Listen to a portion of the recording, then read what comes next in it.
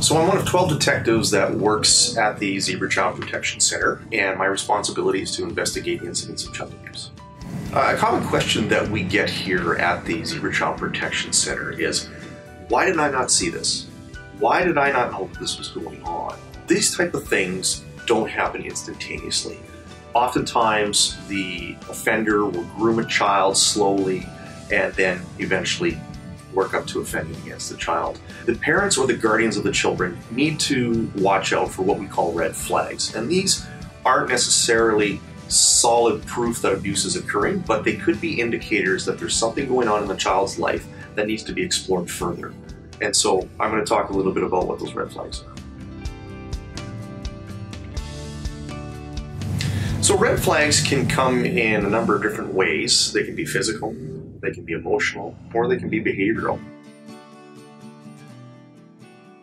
Some signs that would indicate that there's a red flag physically is perhaps you find injuries such as bruises or cuts on a child, which is not consistent with the activity that was explained that the child sustained those from, or they're just in odd places that just wouldn't be normal for that particular child. When we're talking about emotional red flags, we're dealing with children that are now manifesting behaviors that aren't common to that child. So they can be confrontational, they may be the opposite and be withdrawn, they may start to lose interest in activities that they just really loved before and all of a sudden they don't. There's a real stark change in the behavior of that child that would indicate, okay, something's not right here. When we talk about the behavioral aspect, kids may act out what was actually done to them. They may actually mimic, they may do it in a form of play. So if they're playing with dolls, they may reenact what was actually done to them, or they may physically imitate or do that behavior to themselves or other people. And that would be something you might want to talk to your child about, question where they learned that type of activity to determine, okay, is this something that was learned or was it in fact something that may have been done to the child?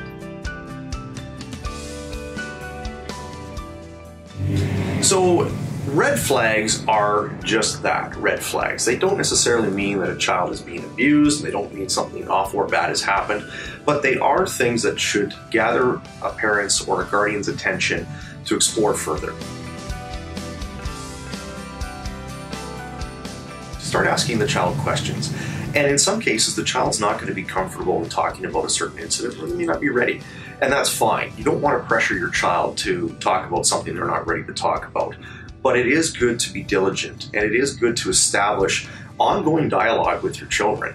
And that is, from an early age, just listening to their stories. I know sometimes, me as a parent, it might not be interesting to you or it might not be something you want to listen to, but if my daughter wants to talk to me about a picture that she's drawn, then I want to engage and establish that relationship of communication with them, that no matter how big or small, that child can come to me and talk to me about whatever it is that's bothering them or stuff that's good that's happening in their lives. Oftentimes, a child does not want to disclose to their parents because they're scared of what reaction the parent might have.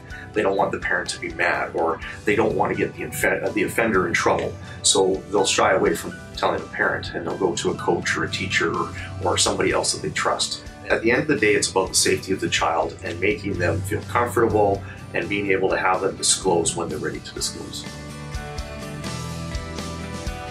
So anyone that has guardianship over a child or is involved in that child's life, whether it's the parents at home, the teacher, the coach, every adult has a responsibility to ensure that all children are safe, and they need to take any disclosures from a child seriously and report them to the necessary people. If a parent, coach, or guardian even suspects abuse, it's up to them to make sure that they report it to the authorities. So if you suspect that a child is being abused, or you see numerous red flags that you feel need to be reported to the authorities, you can report to your local police, the Child Abuse Hotline, or Crime Stoppers.